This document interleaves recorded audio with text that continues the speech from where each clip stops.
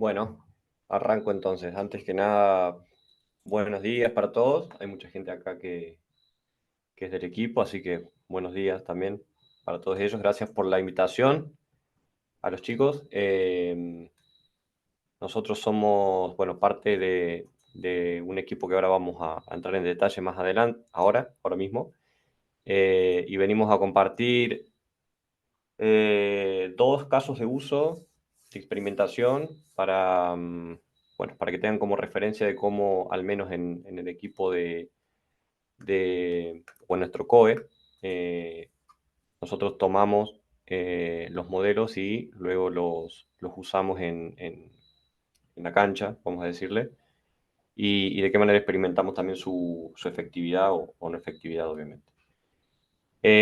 Arranco muy brevemente, aquí estamos presentes Franco Galeano, bueno, que es el equipo de Ciencia y Analítica Avanzada de nuestro COE, que es quien piloteó un poco este encuentro e hizo extensiva la invitación a nosotros. También Guillermo, Guillermo López Guzmán, que es líder también de un equipo del equipo de Ciencia y Analítica Avanzada, que está en Colombia, puntualmente, geográficamente ubicado en Colombia. Hay chicos también acá que veo del equipo.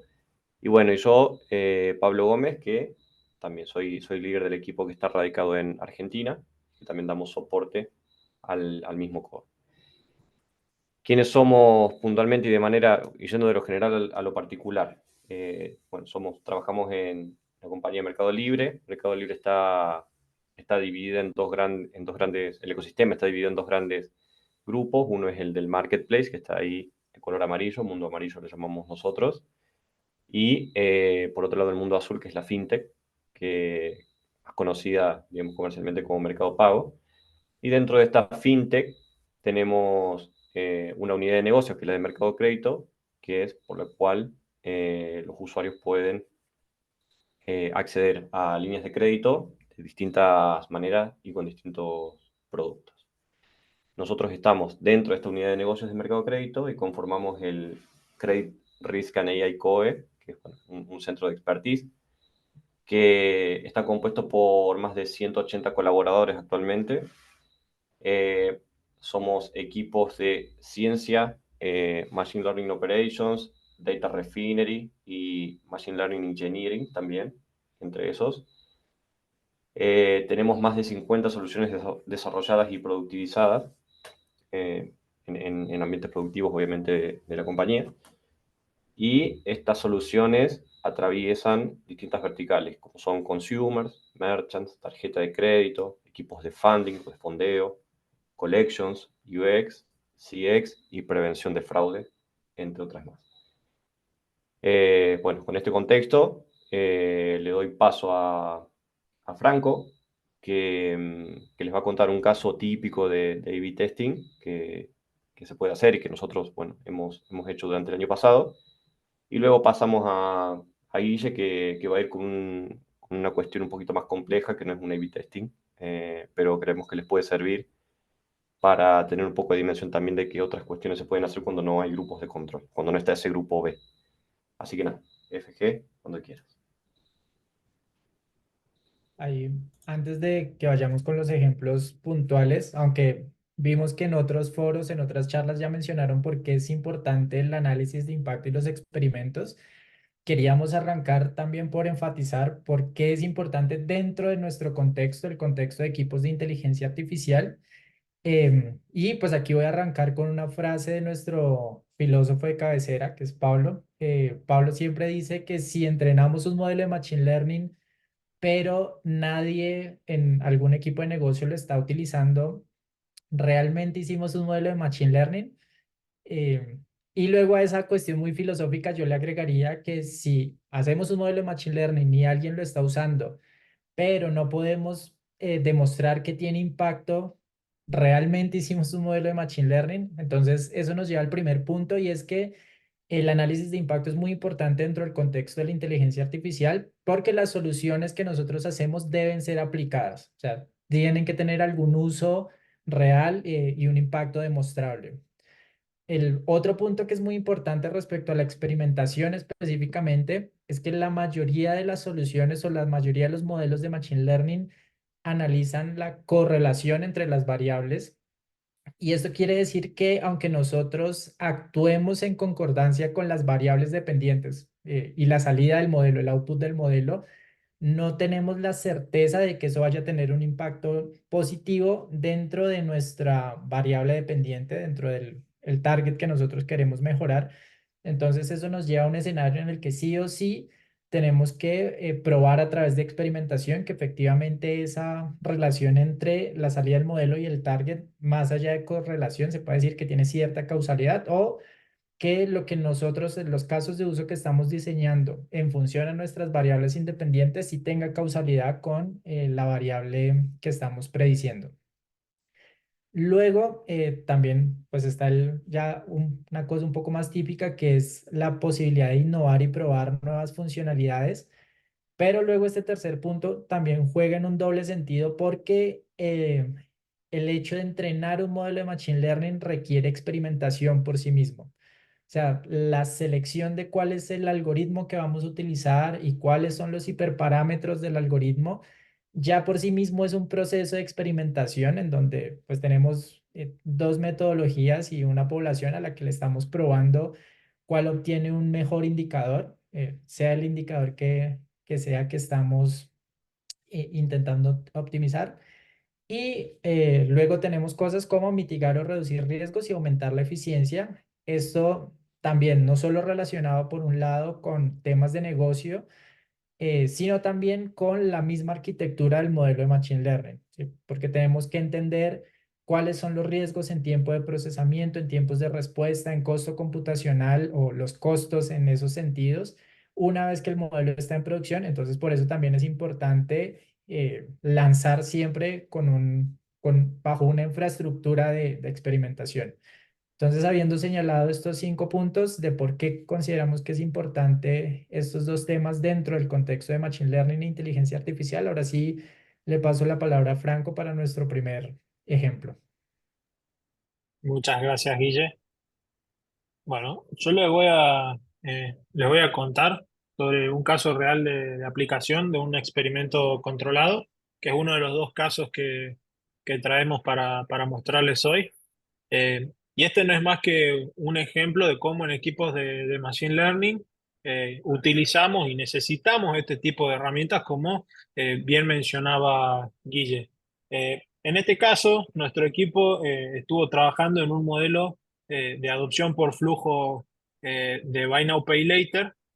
Nosotros, se los voy a resumir, desarrollamos un modelo que prediga la propensión a adoptar de los usuarios al momento que se les habilita la posibilidad de utilizar este producto que se llama Buy Now, Pay Later. ¿Qué es Buy Now, Pay Later? Imaginen que ven un producto que desean o necesitan, que tienen que comprarlo o pagar un servicio, pero no pueden pagar todo el mundo de forma inmediata.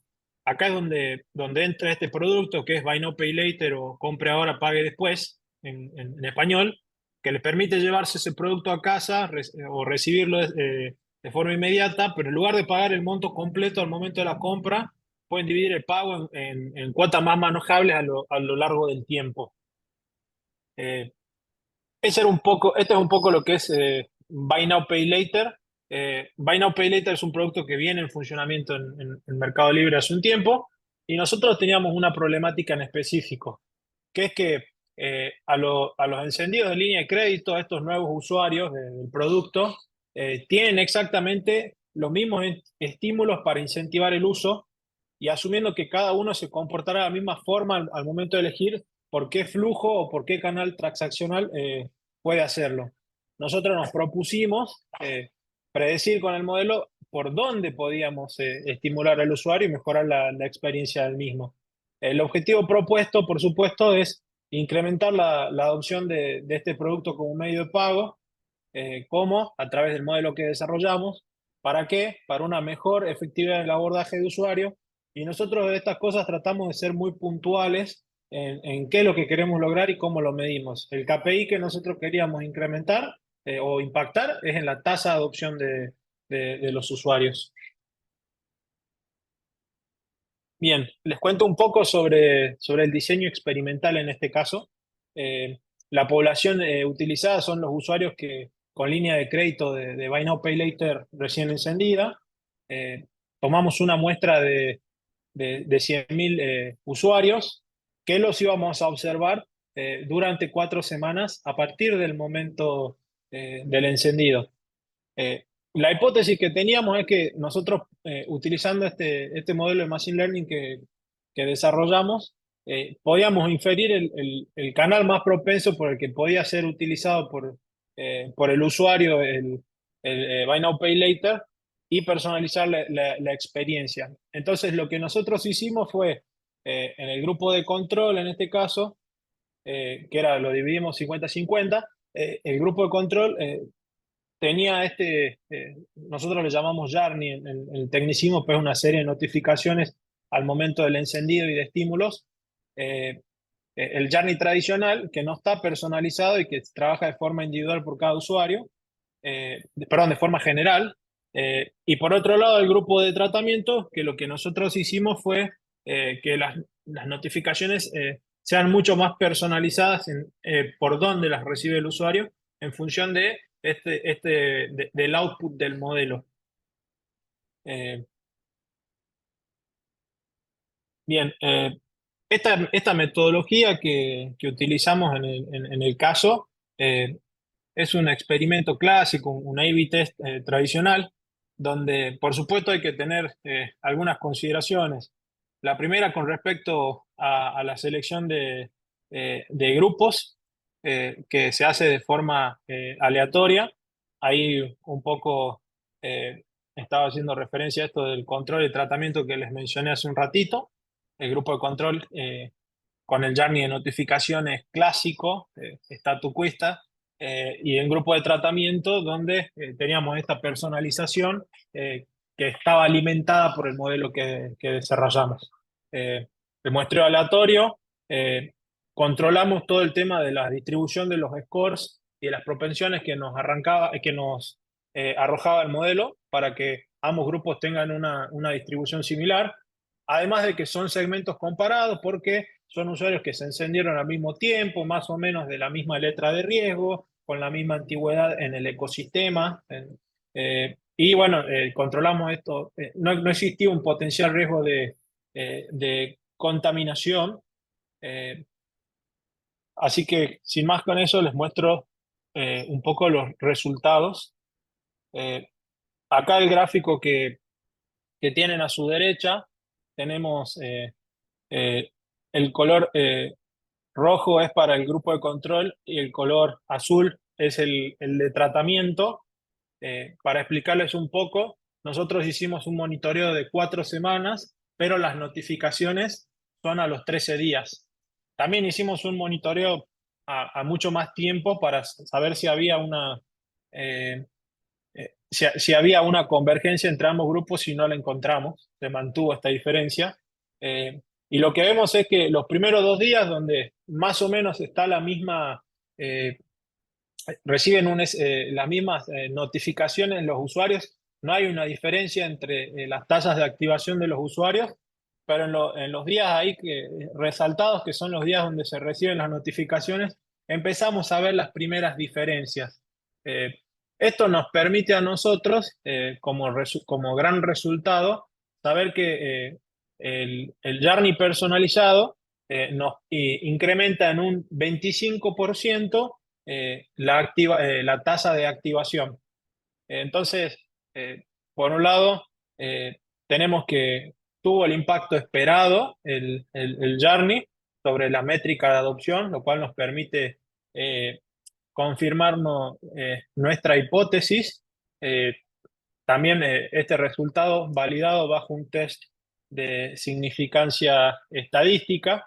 Este experimento se enmarca en una serie de muchos testeos que hicimos con respecto a este modelo, que un poco nos enseña la importancia de entender y de personalizar la experiencia del usuario, que a través de la ciencia de datos y Machine Learning podemos transformar suposiciones generales en experiencias individualizadas, lo que lleva a una mayor adopción y también una satisfacción significativamente mayor en el usuario. Eh, por supuesto, eh, como vimos resultados positivos, vamos camino a una automatización de esta experiencia personalizada del usuario, eh, y por supuesto seguir con muchas más evaluaciones en contextos diferentes y haciendo algunos retoques. Sin más, le voy a dar pie a Guille, contarles también que el caso que va a ver Guille tiene complicaciones un poco más grandes. eh, y bueno, muchas gracias. Listo. Entonces, el otro caso que quisimos traer como ejemplo está más relacionado con una experiencia al cliente en un paso muy específico dentro de todo nuestro ecosistema. Entonces, todo se origina en que con los análisis que está haciendo constantemente el equipo de UX y de producto, identificaron que había un punto específico del proceso que estaba generando fricción a los usuarios con una tipología muy específica, y es que generaban pagos parciales a su crédito después de la fecha de vencimiento. Es decir, supongamos que mi fecha de vencimiento era el día de ayer por 1.000 pesos argentinos, y yo hacía un pago no por los 1.000 pesos que tenía que pagar, sino por 500 pesos argentinos. Entonces, ya entraba yo dentro de esa población que estaba expuesta a una posible fricción. Lo que estaba sucediendo estaba generando algo de incertidumbre en los usuarios, entonces nos llamaban a las líneas de atención al cliente a preguntar sobre la experiencia que estaban teniendo, y eso entonces generaba tanto un impacto de experiencia porque la persona tenía que sacar del tiempo para llamar, comunicarse con CX, y pues además tiene un impacto económico porque tener disponible a un agente para que conteste este tipo de casos pues también tiene un costo. Entonces, esa era la problemática. Y aquí, entonces, nosotros ya empezamos a diseñar tanto el modelo como el experimento que íbamos a empezar a construir. Entonces, ya sabemos que nuestra población son los usuarios que realizan un pago parcial después de su fecha de vencimiento. Y lo que queríamos era identificar a través de un modelo de Machine Learning cuántos pagos iba a realizar una persona en un día dentro de esa tipología. Y eso nos permitía estar preparados para saber si iba a ser muchos pagos parciales, pocos pagos parciales o no iba a ser pagos parciales, para separar a los usuarios en diferentes journeys o diferentes experiencias. Una experiencia simplificada que se le íbamos a ofrecer a los usuarios, que el modelo nos dijera que iban a realizar pocos pagos parciales, y a los que iban a realizar muchos pagos parciales los íbamos a mantener dentro de la experiencia tradicional. Entonces, ese era el modelo. La idea, de nuevo, era tener una experiencia más sencilla que disminuyera la fricción de una parte de la población, que identificamos eran aproximadamente 1.400.000 usuarios a la semana los que se iban a ver dentro de ese nuevo flujo simplificado. En función a esa cantidad de usuarios y la significancia que queríamos obtener, decidimos que el TTL o la duración del experimento iba a ser de 4 semanas, desde su puesta en producción hasta que pudiéramos monitorear los resultados. Queríamos disminuir la tasa de contactos a CX, a la línea de atención al cliente, pero teníamos un inconveniente, y es que por la naturaleza de la arquitectura de esa experiencia en particular, no podíamos tener un grupo de control y un grupo de tratamiento, que era lo que nos hubiera permitido hacer un A/B testing tradicional, como mucho más directo. Y también es la razón por la que elegimos este caso de uso como ejemplo. Entonces, ¿qué sabíamos?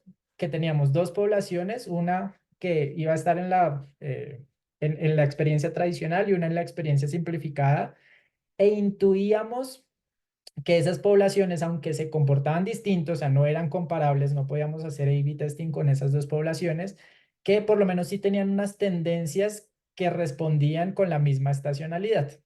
Entonces, eso nos lleva ya al método que seleccionamos, a la metodología que elegimos para analizar el impacto, que es Difference Indifference.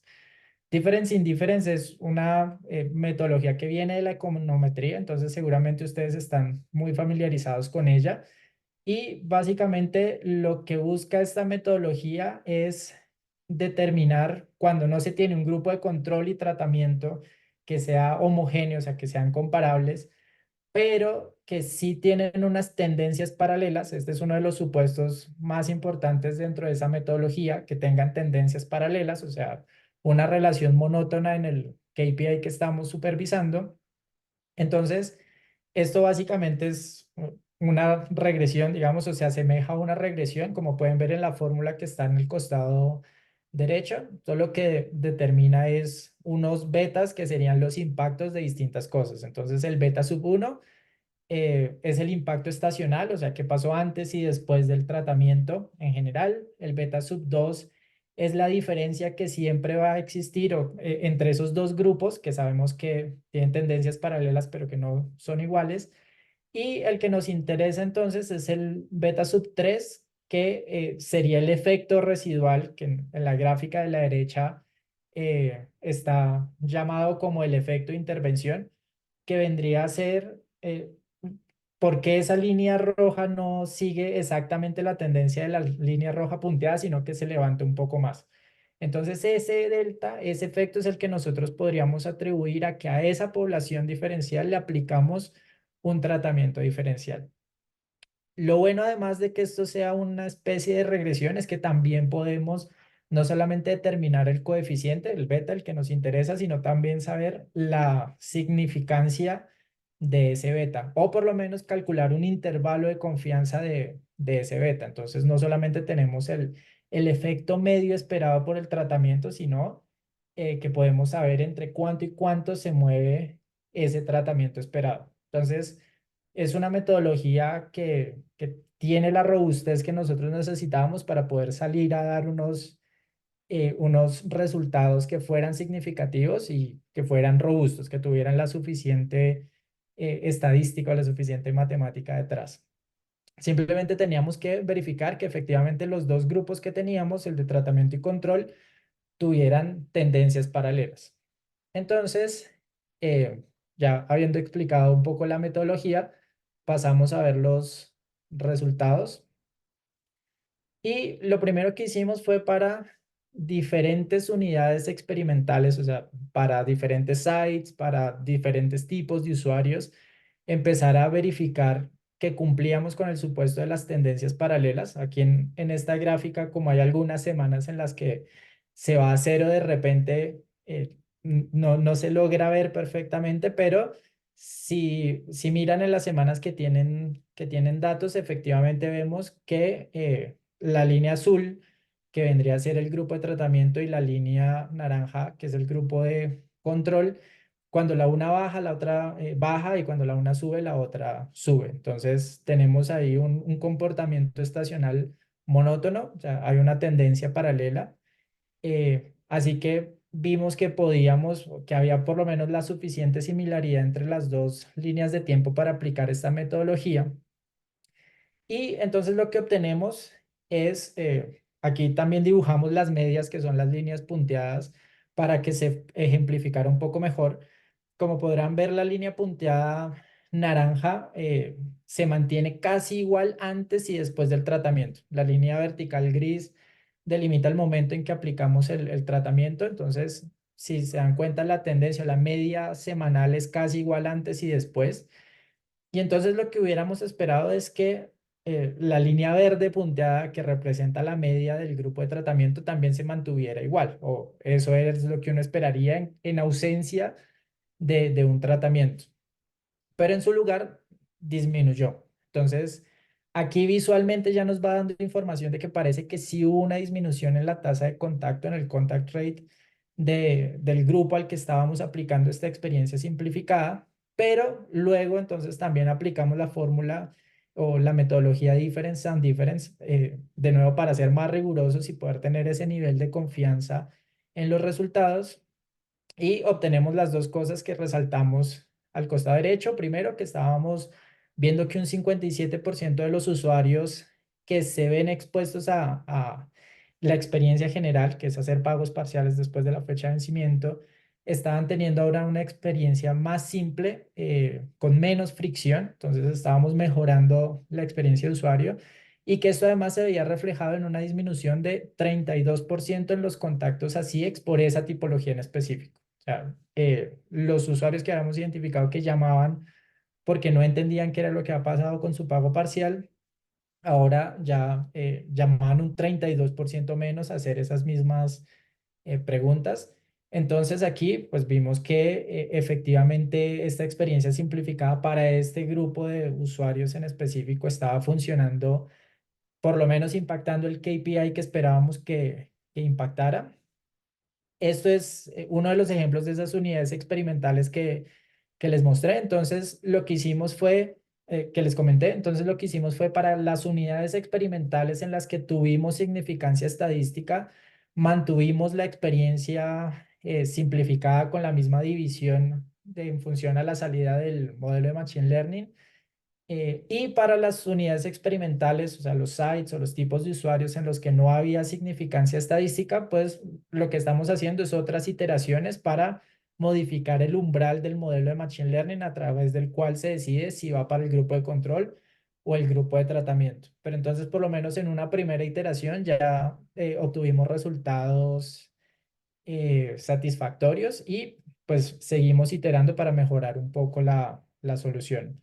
De nuevo, aquí el mensaje que queríamos entregar con este caso de ejemplo es que si bien lo más típico y lo más directo para hacer análisis de impacto de una solución es utilizar el A/B testing tradicional, que efectivamente es muy robusto y de muy fácil aplicación, existen otras metodologías que vienen de otras áreas de conocimiento como la econometría que se pueden utilizar también para este tipo de casos cuando por la razón que sea no podemos aplicar A/B testing. Y ya, eso era lo que queríamos charlar con ustedes el día de hoy. Y pues abrimos el foro por si tienen dudas, preguntas, comentarios. Buenísimo. Muchas gracias. Sí.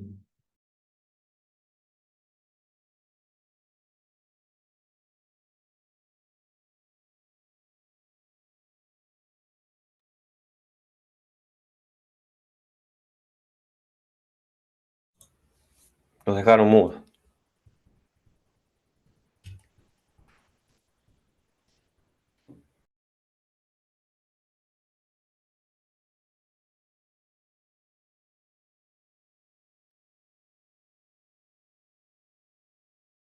Listo. Parece que no, que quedó todo muy claro. Entonces, Sí. bueno. En el,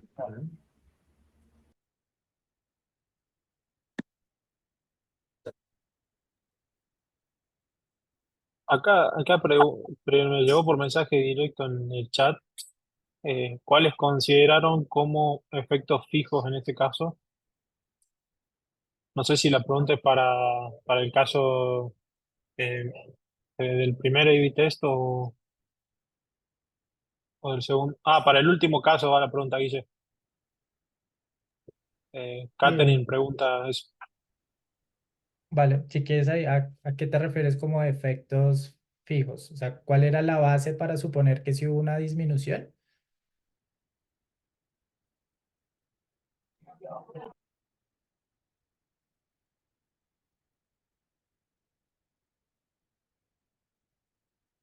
Creo que te desmuteaste, Catherine, pero no te escuché. Sí, no sabía si podía entrar o no con el micrófono.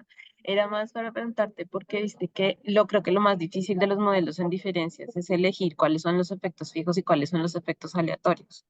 Entonces a mí me causaba como cuáles eran las características que ustedes habían tenido que elegir o si simplemente por el KPI que estaban mirando no entraban muchas variables como efectos fijos y efectos aleatorios. Vale, ahí creo que lo importante, entonces ahí partimos de la base de que efectivamente existan este tema de las tendencias paralelas. ¿Y por qué lo menciono nuevamente? Porque si existen las tendencias paralelas, entonces eso ya a través de la fórmula te va a ayudar a determinar cuáles son los efectos fijos que vienen más relacionados con la estacionalidad. O sea, aquí normalmente Ah, los ya te factores entiendo, fijos para van a ser los asociarlo con la relacionados variable objetiva. con la estacionalidad, y luego los efectos variables sí van a ser los que estén relacionados con ser grupo, control o tratamiento más em, el experimento que estás aplicando. Pero cuando hacemos este tipo de análisis no usamos otras variables exógenas o independientes, únicamente los comportamientos dentro de los grupos. Entonces o sea, no hay más variables más allá justamente de eso, de la estacionalidad y la existencia de los dos grupos. Gracias, Guillermo.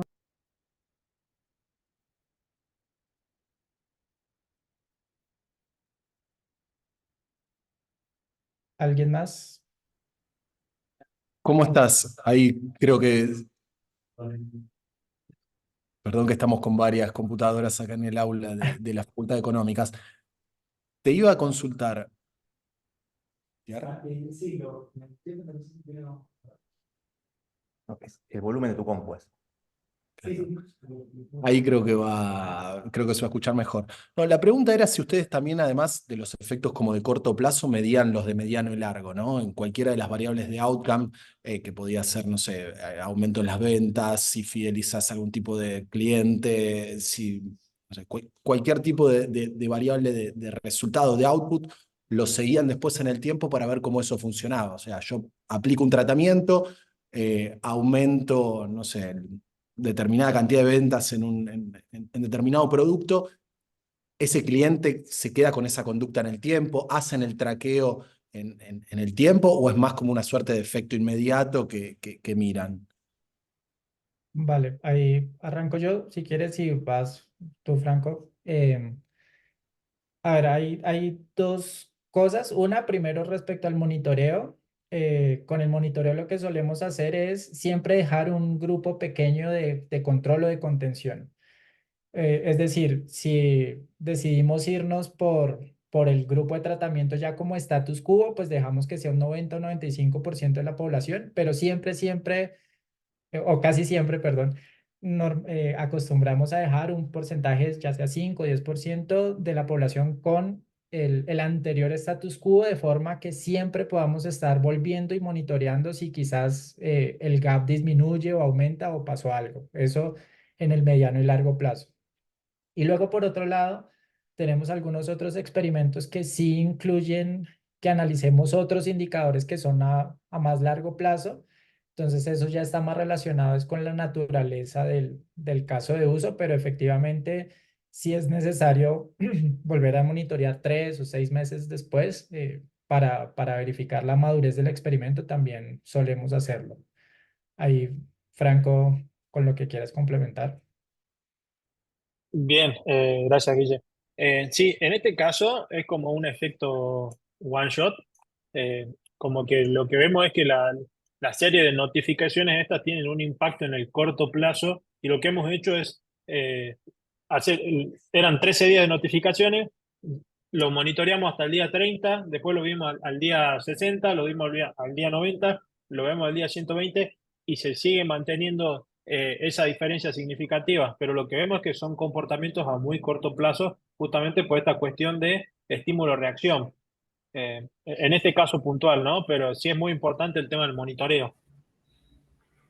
Sí, y a ver, agrego una cosa más, que es, en este caso de lo que mostró Franco, el KPI está puesto en el primer uso, ¿no? Entonces, el primer uso, obviamente, como dice él, ocurre una sola vez, ese efecto único, y luego hay otras soluciones para la recurrencia, ¿no? Tenemos otras soluciones aparte que se evalúan de otra forma y que se miden también de otra manera, segundo, tercer, cuarto uso, se miden de otra forma, digamos. Para este caso puntual, el efecto es una sola vez, así que se mide una sola vez. No sé si me expliqué o confundí, cualquier cosa pueden repreguntar. No, no, clarísimo, clarísimo, clarísimo. Gracias. No, por favor.